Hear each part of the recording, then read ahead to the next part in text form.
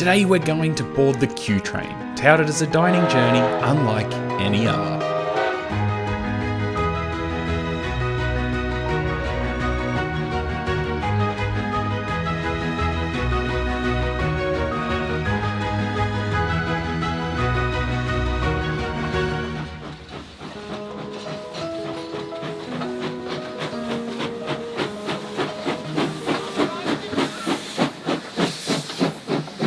Located about an hour and a half from Melbourne is the town of Drysdale, where the train is located.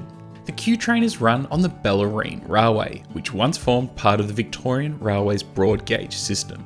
Since its closure, it has been converted to 3-foot 6-inch narrow gauge and has been home to the Bellarine Railway, a railway that I'll cover in more detail in another video. This train is a 3-hour round trip from Drysdale to Queenscliff, then back to Drysdale, whilst indulging in what is some of the best produce from Geelong, the Bellarine and the Otways. This train is run in a couple of different options.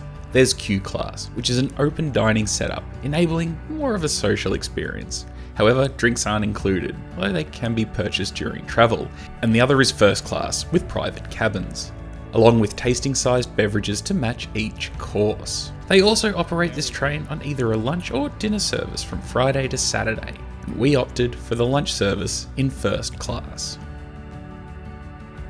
So the train itself is made up of former Queensland Railways rolling stock, and the Q train is usually hauled by diesel locomotives, and on the day we went it was hauled by 1971 Queensland built former Tasmanian Emu Bay locomotive 1107.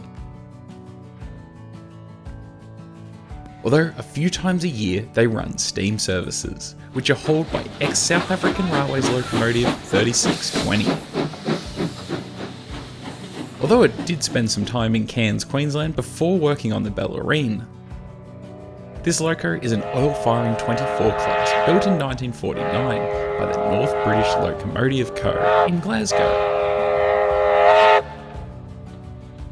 And aside from being very well travelled, this locomotive is also the only loco preserved in Australia with Berkshire, which is 284 wheel arrangement, as well as having a Vanderbilt tender.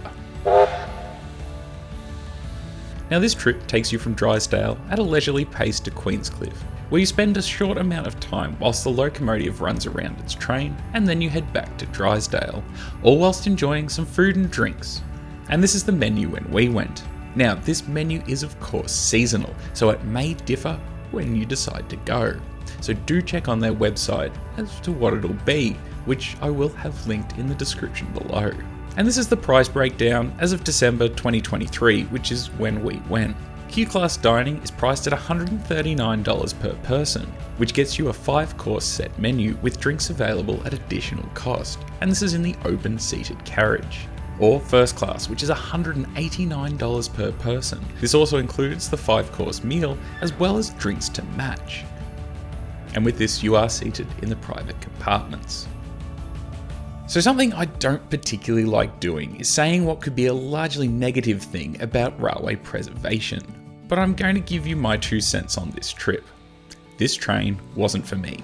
Now I understand that this is not designed for rail fans, more for people wanting a different dining experience, but these are my thoughts all the same.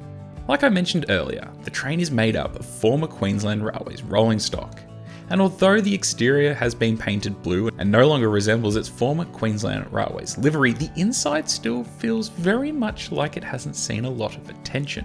Just a table set down in the former sleeping compartments. I feel that they lacked any kind of character, especially compared to what I've seen on the Puffing Billy lunch train, or even the first class tour option at the Victorian Goldfields Railway.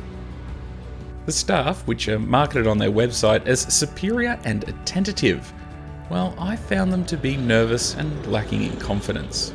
One of the other attendants was overly keen on questions about my camera gear and frankly wouldn't let up about it.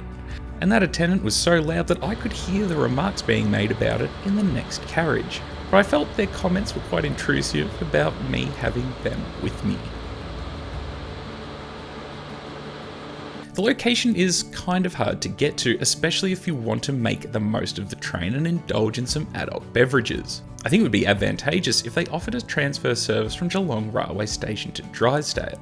As well as that, if you do choose a first class ticket and opt not to drink, it is no cheaper than the non-alcohol package. There was also an odd stop on the way back at a winery, except that there was no wine or, well, anything. We all detrained and stood around for about 10 minutes and then went on our way.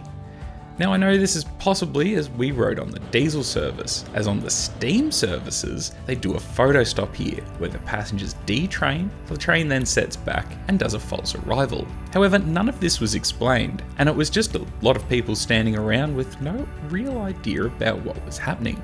I feel this would have been an opportunity to maybe promote the winery, or at least have something, which is better than nothing. And the last nitpick is on the arrival of the Q train, you're offered a drink and a photo on the red carpet in front of the train. I think the staff definitely have not been shown how to frame a photo.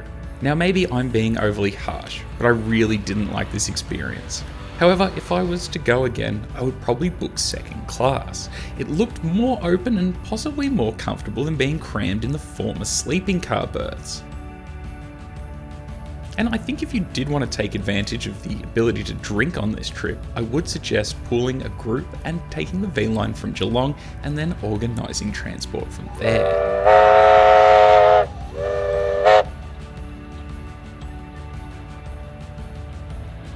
Now, I don't want to totally wipe out the idea of doing another train like this. In fact, I'm pretty keen to try the Puffing Billy lunch train at some point, as it does look a little bit more fitting. Now, I would suggest that if you do like the sound of all of this, that it is something that you go and do. And I must commend the Q train on doing something different like this. But like I said, at the end of the day, it just wasn't for me.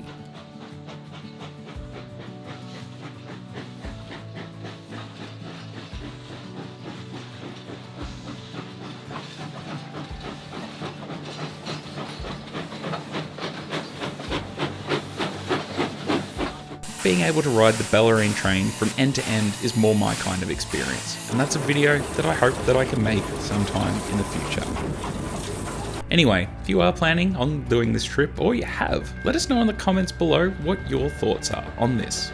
Anyway, thank you all so much for watching, and I'll see you again soon. Hooroo!